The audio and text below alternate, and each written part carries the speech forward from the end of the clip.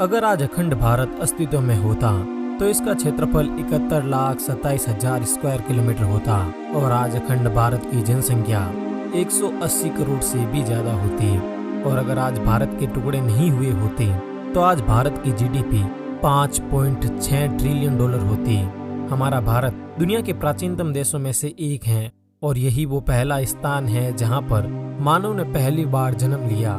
प्राचीन भारतवर्ष, जिसे आर्यवर्त या अखंड भारत के नाम से भी जाना जाता है, दुनिया के एक विशाल भूभाग पर फैला हुआ था, लेकिन कई विदेशी जातियों ने इस पर आक्रमण करके इसको खंडित कर दिया और 1947 तक आते आते हमारे देश से खंडित होने वाले देशों की संख्या 20 से भी ज्यादा हो चुकी थी।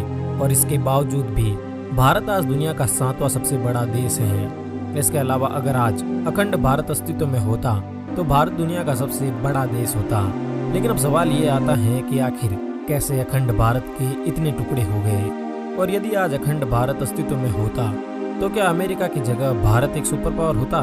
इन सब सवालों के जवाब जानेंगे हम आज के इस वीडियो में। आज से करीब 2500 साल पहले भारत पर कई विदेशी जातियों ने आक्रमण किए।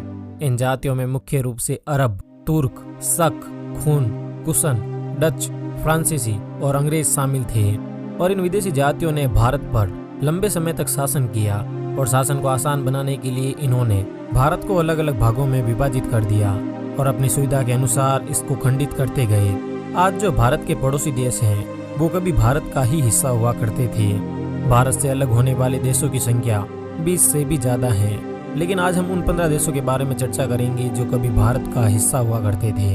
इन 15 देशों में से कुछ के साथ भारत के संबंध आज भी बहुत अच्छे हैं, तो कुछ देश जैसे पाकिस्तान के साथ संबंध खराब भी हैं। नंबर 1, अफगानिस्तान। अफगानिस्तान न केवल कभी हिंदू राष्ट्र था बल्कि ये भारत का ही एक हिस्सा था। अफगानिस्तान का निर्माण कंधार और कम्बोज को मिलाने से हुआ था। पूरे प्रदेश में पहले हिंदू शाही और पारसी राजवंशों का शासन था, लेकिन बाद में बौद्ध धर्म का प्रचार अधिक होने के कारण यहाँ के राजा भी बौद्ध हो गए। महाभारत में कौरवों की माँ गांधारी और उसका भाई शकुनी भी अफगानिस्तान के ही थे। आगे चलकर अफगानिस्तान पर सिकंदर ने आक्रमण किया और 7वीं शताब्दी के अरब के मुसलमानों ने इस पर आक्रमण करके इसे अपने अधिकार में कर लिया।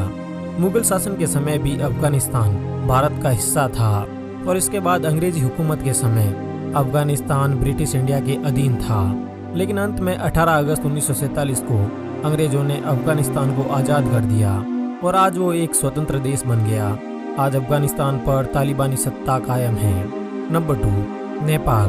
भले ही आज नेपाल के नेता अपने लोगों को खुश करने के लिए कहते हैं कि उनका देश कभी किसी देश के अधीन नहीं रहा, लेकिन प्राचीन ग्रंथों के अनुसार नेपाल भारत के 16 जनपदों में से एक गोरखपुर जनपद का हिस्सा था।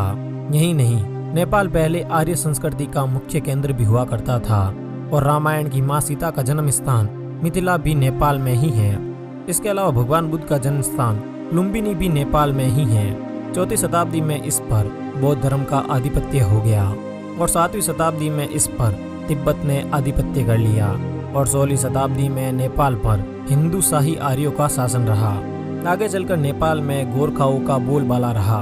लेकिन नेपाल एक ऐसा देश है जहां पर कभी ब्रिटिश साम्राज्य नहीं पहुंच पाया, बल्कि संधि के तहत ब्रिटिश ने नेपाल की सुरक्षा की जिम्मेदारी ली थी और 1923 में नेपाल और ब्रिटिश इंडिया के बीच एक संधि हुई और नेपाल को एक स्वतंत्र देश घोषित कर दिया गया। नेपाल भारत से अलग होकर एकमात्र हिंदू राष्ट्र बना था। नंबर 3, भूटान। आज भूटान भले ही भारत से अलग हो गया हो, लेकिन ये कभी भारत के 16 जनपदों में से एक वैदेही जनपद का हिस्सा था। आज भी वैदिक और बौद्ध धर्म के लोग भूटान में निवास करते हैं। 1906 में अंग्रेजों ने एक संधि द्वारा भूटान को अपने अधिकार में ले लिया था, लेकिन भारत की आज़ादी के 2 साल बाद 1949 में भारत ने भूटान को आज़ाद कर दिया। लेकिन आज भी भूटान की बाहरी सुरक्षा भारत के हाथों में ही है। नंबर 4, तिब्बत। अखंड भारत में तिब्बत का नाम त्रिविष्टिय था। त्रिविष्टिय में ऋषिका और तुषाण नामक राज्य हुआ करते थे। पहले तिब्बत हिंदू संस्कृति और हिंदू धर्म का एक केंद्र हुआ करता था और यहाँ पर हिंदू राजाओं का राज हुआ करता था। लेकिन बाद में बौद्ध धर्म का प्रचार प्रसार इतना अधिक हो गया कि ये बौद्ध धर्म का गढ़ बन गया। 1907 में ब्रिटिश इंडिया और चीन के बीच कुछ बैठकें हुई और उनके समझौते के द्वारा तिब्बत को 2 भागों में बांट दिया गया। भारत की सीमा से सटे दक्षिणी हिस्सा जो दलाई लामा को दिया गया था उसे 1954 में नेहरू जी ने चीन को दे दिया। वर्तमान में पूरे तिब्बत पर चीन का अधिकार है। Number 5, Iran. ईरान का पहले नाम आर्यन हुआ करता था और कहा जाता है कि भारत के आर्य वहां पर जाकर बस गए। इसके अलावा प्राचीन काल में ईरान को पारस भी कहा जाता था, क्योंकि इस्लाम के पूर्व ईरान का राज धर्म पारसी धर्म था। लेकिन 7वीं शताब्दी में अरब के पड़ोसी देशों ने ईरान पर आक्रमण करके उस पर कब्जा कर लिया और यहाँ के आर्यों को जबरदस्ती इस्लाम में कन्वर्ट कर दिया और आज ईरान एक इस्लामिक कंट्री है। Number 6, Cambodia. पौराणिक काल का कंबोज देश, कल का कंपूचिया और आज का कंबोडिया तीनों एक ही हैं। कंबोडिया पर लगभग 27 राजाओं ने राज किया। इनमें से कुछ हिंदू थे तो कुछ बौद्ध। कहा जाता है कि कंबोडी नामक ब्राह्मण ने यहाँ पर हिंदू राज्य की स्थापना की थी, जिस कारण इसका नाम कंबोडिया पड़ा। आपको ये जानकर आश्चर्य होगा कि आज भी विश्व का सबसे बड़ा हिंदू मंदिर कंबोडिया में ही है, जिसका फोटो कंबोडिया के राष्ट्रीय ध्वज पर लगा हुआ है। ये देश हिंदू संस्कृति का सबसे बड़ा केंद्र रहा और भगवान विष्णु के इस विशाल मंदिर को देखकर अखंड भारत की प्रामाणिकता भी सिद्ध होती है। 1863 में फ्रांस ने कंबोडिया पर अधिकार कर लिया और 9 नवंबर 1953 में कंबोडिया को फ्रांस से आज़ादी मिली और वो एक स्वतंत्र राष्ट्र बन गया। Number 7, Indonesia. इंडोनेशिया में पहले हिंदू राजाओं का राज हुआ करता था और हिंदू संस्कृति का बोलबाला था, लेकिन मुस्लिम आक्रांताओं के आक्रमण के कारण यहाँ पर मुस्लिम संस्कृति को बढ़ावा मिला। लेकिन आज भी यहाँ पर हिंदू संस्कृति की झलक देखने को मिलती है। आज भले ही इंडोनेशिया में मुस्लिम जनसंख्या ज़्यादा हो, लेकिन हमारे दोनों ही महाकाव्य रामायण और महाभारत आज तक इंडोनेशियाई लोगों के बीच लोकप्रिय हैं। इसके अलावा इंडोनेशिया के एक द्वीप बाली में 87% आबादी हिंदू हैं और यहाँ की हर एक गली, घर और दुकान में मंदिर होते हैं। Number 8, Myanmar. म्यांमार का पहले नाम बर्मा हुआ करता था। जब अंग्रेजों ने भारत में दस्तक दी थी तो उन्होंने म्यांमार पर भी कब्जा कर लिया था और काफी वर्षों तक इस पर अपना शासन रखा। अंत में 4 जनवरी 1948 को इसे आज़ाद करके एक स्वतंत्र राष्ट्र घोषित कर दिया गया। Number 9, Malaysia.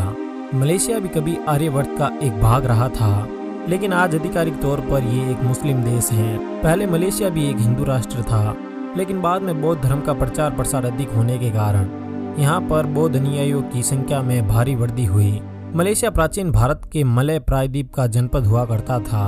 बाद में इस पर अंग्रेजों ने कब्जा कर लिया और 1957 में मलेशिया अंग्रेजों की गुलामी से आज़ाद होकर एक स्वतंत्र और आत्मनिर्भर देश बन गया।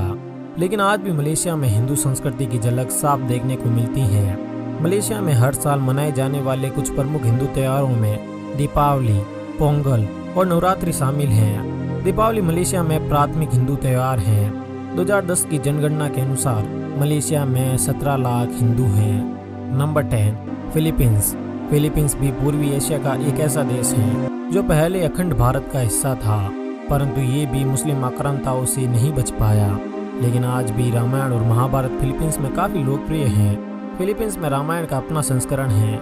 आज भी फिलीपींस में कला, संस्कृति से लेकर भाषा तक सभी जगह सनातन संस्कृति की छाप दिखती है।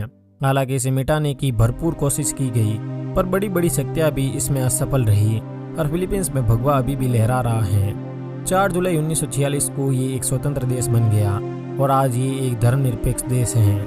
Number 11, Thailand. थाईलैंड भी अखंड भारत का एक अभिन्न अंग था। थाईलैंड में हिंदू धर्म का हमेशा से ही बोलबाला रहा। हिंदू धर्म का थाईलैंड के राज परिवार पर सदियों से गहरा प्रभाव रहा।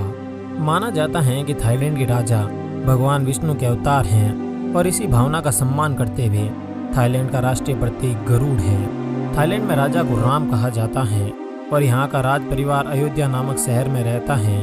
यह स्थान बैंकॉक से कोई 50-60 किलोमीटर दूर होगा।